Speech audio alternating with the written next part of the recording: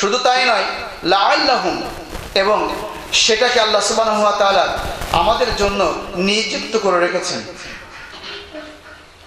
ইয়াতাফাক্কারুন, যাতে মানুষ চিন্তা করতে পারে, একটু ভাবে যে কোরআনটাকে আমি নাজিল করেছি, এই কোরআনের ওয়েট, এই কোরআনের পাওয়ার, এই কোরআনের কত ক্ষমতা, যদি মানুষ একটু চিন্তা করে, একটু ভাবে, তাহলে মানুষ সোজা হয়ে যাবে, বেকা চলবে না।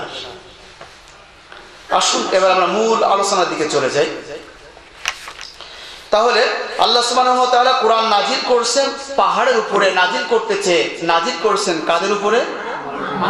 মানুষের উপরে। এই বিষয়ে আজকে আলোচনা। আল্লাহ সুবহানাহু ওয়া তাআলা বলছেন, হাযা বায়ানুল লিন-নাসি ওয়া হুদাও ওয়া মাউইযাতুল লিল-মুত্তাকিন। কার কথা এটা? আল্লাহ পাকের কথা। হাযা, এটা বায়ান, আল্লাহ পাক বর্ণনা করেছেন, বলে দিয়েছেন, লিন-নাস, মানুষদেরকে। কাদেরকে বলছে? নাজিল করছে কাদের উপরে কোরআন? দীর্ঘ 23টা বছর ধরে রাসূল করিম সাল্লাল্লাহু আলাইহি ওয়াসাল্লামের উপরে যে কোরআন নাজিল হয়েছে, এর আবিধানিক শব্দের অর্থ হচ্ছে আল কোরআনু শব্দটি, এটা করউন বা কর্মুন শব্দ থেকে উৎপন্ন।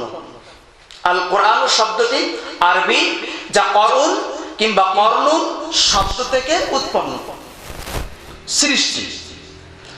কোরআনুন শব্দটি যদি, কোরআনুন বা কর্নুন শব্দটি যদি কোরআনুন শব্দের অর্থ থেকে আসে, এটি হয় আল কোরআনু, অর্থাৎ অধিক পঠিত, অধিক পঠিত। বুঝতে পারছেন আমার কথা? তাহলে আল কোরআনু শব্দটি আরবি, করউন বা কর্নুন শব্দ থেকে যদি এই শব্দটা আসে, এটার অর্থ হবে অধিক পঠিত।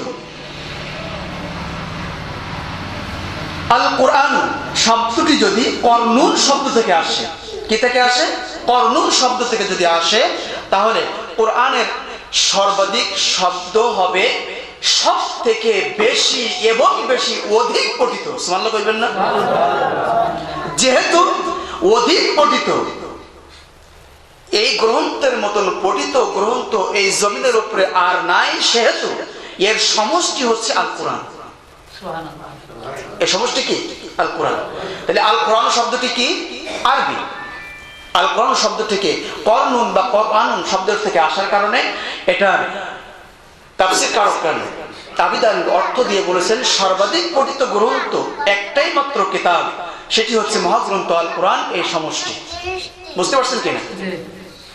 এবার আসলে প্রশ্ন, আল্লাহর জমিনের উপরে অসংখ্য রাবি আছে, অসংখ্য লেখক আছে, রাইটার আছে, অসংখ্য কিতাব জমিনের বুকে আছে, অসংখ্য ধর্ম অবলম্বী আছে, আছে না? আচ্ছা, এবার বলুন তো, কোরআন থেকে সব থেকে বেশি এবং বেশি পড়ে এমন একটা কিতাবের নাম কাকে বলতে পারবেন? না, নাই। কোরআন হচ্ছে এমন একটি কিতাব, এমন একটি গ্রন্থ, যেই কিতাব মানুষ রাতে ঘুমাতে গিয়েও পড়ে, আবার ঘুমের থেকে উঠেও পড়ে। কোরআন এমন একটি কিতাব যেটা মানুষ হাঁটতেও পড়ে, চলতেও পড়ে, কাজের ফাঁকে ফাঁকেও পড়ে, ঠিক কিনা?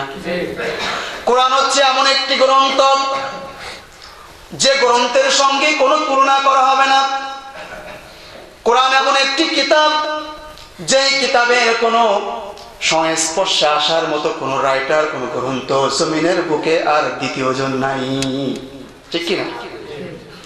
কোরআন হচ্ছে এমন একটি কিতাব যেই কিতাবের জন্য দীর্ঘ 23টা বছর ধরে রাসূল করিম সাল্লাল্লাহু আলাইহি ওয়াসাল্লামের উপরে ধারাবাহিকভাবে জিবরাইল আলাইহিস সালামের মাধ্যমে আল্লাহ সুবহানাহু ওয়া তাআলা একটি করে একটি বিষয় আলোচনা করেছেন, নাজিল করেছে।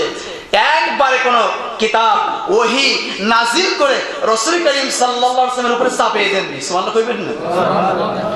ওহী যখন নাজিল হতো, রাসূল করিম সাল্লাল্লাহু আলাইহি ওয়াসাল্লামের গায়ে মুবারকটাকে, চেহারা মুবারক ঘেমে টপ টপ করে পানি পড়তো। এই কোরআনের পাওয়ার, কোরআনের শক্তি এত বেশি ছিল যে ওজন নেওয়া সম্ভব ছিল না। লাউ আনজালনা হাযাল কোরআন, যদি আমি পাহাড়ের উপরে এই কোরআনটাকে নাজিল করতাম, অবতীর্ণ করতাম, যদি পাহাড়ের উপরে আমি ভ্রমণ করতাম, পাহাড় ছিন্ন ভিন্ন হয়ে যেত। এটা আল্লাহ পাক নাজিল করে জানিয়ে দিয়েছেন, পাহাড়ের দ্বারা এটা সম্ভব ছিল না। সম্ভব ছিল কি? এটা সম্ভব ছিল না, কারণ পাহাড় পাথরের হতে পারে। ওয়াইদাল জিবালু সুয়িরাত, কিয়ামত যেদিন কায়েম হয়ে যাবে, শুরু হয়ে যাবে, পাহাড়গুলো তুলার মতো জমিন থেকে উঠে আসমানের দিকে উঠবে। সুবহানাল্লাহ কইতে ইচ্ছে করে না? পাথরের যে পাহাড়গুলো আছে হাজার হাজার কিলোমিটার, শত শত ফিট উঁচু, হাজার হাজার ফিট উঁচু পাহাড়গুলা কিয়ামতের দিন ওয়াইদাল জিবাল সুয়িরাত সিংহায় ফুঁক দেওয়ার পরে আল্লাহ সুবহানাহু ওয়া তাআলা যখন কিয়ামত কায়েম করে দিবেন, কিয়ামত শুরু হয়ে যাবে, পাহাড়গুলো তুলার মতো জমিন থেকে উঠে গ্যাস বেলুন যেরকম ওড়ে, বাচ্চাদের হাত থেকে যদি ফুরিয়ে যায়, এই গ্যাস বেলুনগুলো যেমন ওড়ে, পাহাড়গুলো জমিন থেকে উঠবে।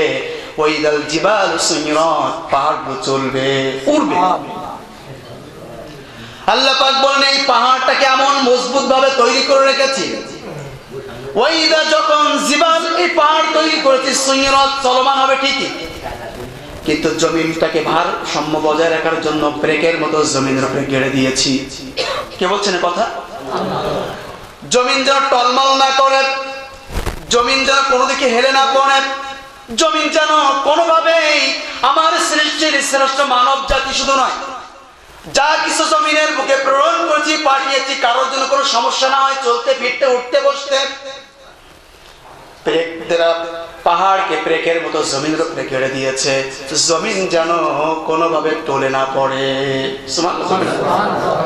এই মুজিজা কে দিয়েছে? কে নাজিল করেছেন? এই ভারসাম্য বজায় রাখার জন্য পাহাড়ের হুকুম দিয়েছেন কে? আল্লাহ পাক। সে আল্লাহ পাক বলছে লাউ আনজালনা হাযাল কুরআন, যদি এই পাহাড়কে এত শক্তি দিয়েছি, এত ক্ষমতা দিয়েছি, পাহাড় যে ওয়েট, পাহাড় যে ক্ষমতা আছে পাহাড়ে, এই পাহাড়ের উপরে যদি লাউ আনজালনা হাযাল কুরআন, এই কোরআন যদি আমি পাহাড়ের উপরে নাযিল করতাম, পাহাড় ভয়ে থর থর করতে করতে ছিন্ন ভিন্ন হয়ে যেত। তাহলে সেই কোরআনটাকে আমি মানব জাতির কাছে দিয়েছি সংরক্ষণের জন্য। আল কোরআন শব্দটি আরবি যা করুন বা করনুন শব্দ থেকে উৎপন্ন, এর আবিধানিক হচ্ছে সর্বাধিক পঠিত একমাত্র কিতাব, একমাত্র গ্রন্থ। আসমানের নিচে জমিনের উপরে দ্বিতীয় কোনো গ্রন্থ, দ্বিতীয় কোনো কিতাব আপনি আর খুঁজে পাবেন না। কারণ এই কিতাব মানুষ নামাজের ভিতরে আদায় করে, ঘুমার ভিতরে পড়ে, ঠিক কিনা?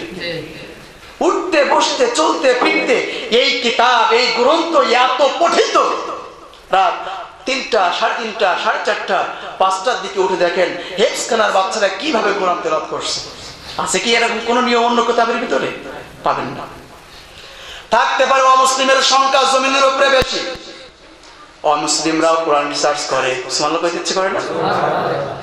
হতে পারে খ্রিস্টানের সংখ্যা বেশি, হতে পারে অমুসলিম ইহুদিদের সংখ্যা বেশি, তবুও তারা কোরআন রিসার্চ করে আজকে আপনার আমার কাছে বিজ্ঞানীমূলক অনেক কিছু উপহার দিচ্ছে, ঠিক না? আমি তো প্রায় বলি বিজ্ঞানের আবিষ্কার যত বেশি হবে মানুষের কোরআন বুঝতে তত সুবিধা হবে, ঠিক না? এই কোরআন এমন একটা কিতাব, এমন একটা মুজিজা আল্লাহ পাক রেখে দিয়েছে জমিনের উপরে। সকল নবীর মুজিজা শেষ হয়ে গিয়েছে, আমার আপনার নবীর মুজিজা জমিনের উপর অক্ষত আছে, কিয়ামত পর্যন্ত থাকবে এটা, ঠিক কি না? সেই কিতাব হাযা বায়ানুল লিন্নাস, এটা মানব জাতির হিদায়াতের জন্য। ইহদিনাস সিরাতাল মুস্তাকিম, যেন মানুষগুলা সিরাতাল মুস্তাকিম অর্থাৎ মুস্তাকিম পথে, ইহদিনাস সিরাতাল মুস্তাকিম পথ খুঁজে পায়, এই পথে চলতে পারে, ফিরতে পারে। ইয়াকা না'বুদু ওয়া ইয়াকা নাস্তাঈন, বান্দা যখন বলে তোমার ইবাদত করি, তোমার গোলামি করি, তোমার দাসত্ব করি, আল্লাহ পাক বড় খুশি হয়ে যান, ওই বান্দার প্রতি আল্লাহর রহমত পতিত হতে থাকে। সুবহানাল্লাহ কইবেন না? আপনি কি আমি জানি যে সূরা ফাতিহা যখন তেলাওয়াত করে বড় বড় মুখস্থ করে পড়ে যায়, কি জানি ওর অর্থ, ওর ব্যাখ্যা, ওর বিশ্লেষণ, ওর তাফসীর কত বেশি, কত গভীর। যদি আপনি জানতেন, বুঝতেন, তাহলে সূরা ফাতিহাটাকে আপনি আপনার মতো করে পড়তেন না, আপনি বুঝে বুঝেই পড়তেন। নামাজ তখন 3 মিনিট না 10 মিনিট লাগতো। বুঝি না বলেই নামাজ সংক্ষেপ হয়। অর্থ বোঝেন, দেখবেন আপনার নামাজেও মজা পাবেন, আপনার কলিজার ভিতরে তৃপ্তি পাবেন, আপনার দৈনন্দিন জীবনের সব কাজ আপনার গোলামি হয়ে যাবে। নামাজকে আপনি যত সম্মানিত করবেন, কোরআনকে যত সম্মান করবেন, সব আপনার গোলাম হয়ে যাবে। সুবহানাল্লাহ কইতে ইচ্ছে করেন না? এটা আমার ব্যক্তিগত কথা বলছি না। তাহলে যে কোরআনটাকে আল্লাহ পাক নাজিল করেছেন মানব জাতির উপরে, শুধু এমনি এমনি নাজিল করি নাই। আপনার আমার দায়িত্ব আছে এটাকে সংরক্ষণ করা।